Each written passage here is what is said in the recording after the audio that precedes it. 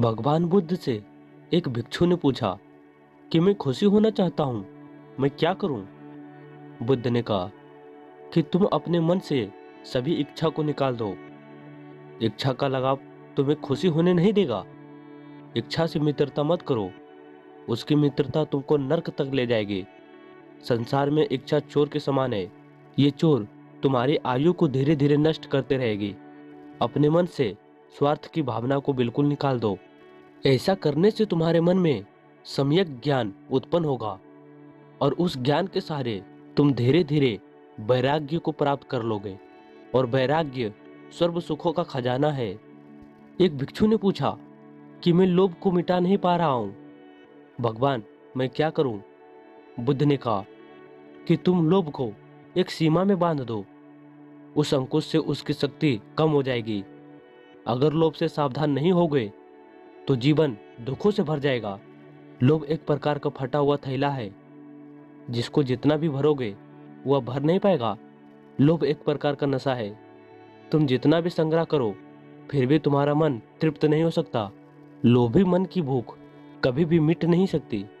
तुम संग्रह करना छोड़ दो, क्योंकि साथ में कुछ भी नहीं जाता है। बांटना प्रारंभ कर दो। तुम जितना जितना बांटते जाओगे उतनी उतनी शक्ति तुम्हारे पास आती जाएगी। एक भिक्षु ने पूछा कि आत्मा कैसा है?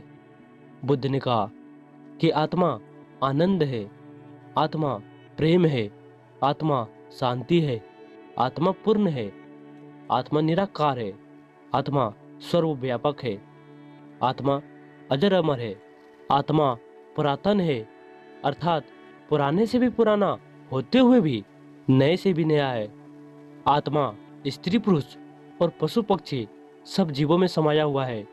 वह सबका चेतना और सबका साक्षी है। आत्मा सभी जीवों में विद्यमान है। वह सब जीवों का जन्म और मृत्यु भी देखता है।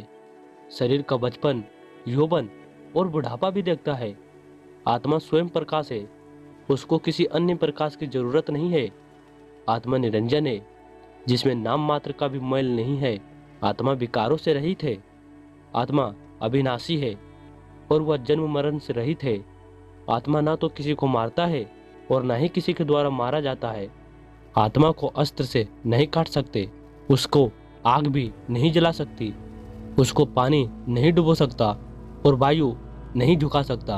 आत्मा सनातन है, अर्थात वह सदा रहने वाला अनादि है। आत्मा तटस्थ है, आत्मा पूर्ण और तृप्त है, आत्मा परम पवित्र है, इसलिए वह अव्यक्त है। आत्मा तो इन सबसे दूर है, इसलिए वह औचित्य है। इसको कोई बिरला ही जान पाता है। आत्मा का अनुभव करना सबसे बड़ा कार्य है। आत्मा अबोध है, क्योंकि इसका कभी भी किसी भी साधन से इसका नाश नहीं कर सकता। आत्मा सदा भरपूर और पूर्ण है। इसका जो अनुभव कर लेता है वह आनंद को प्राप्त कर लेता है।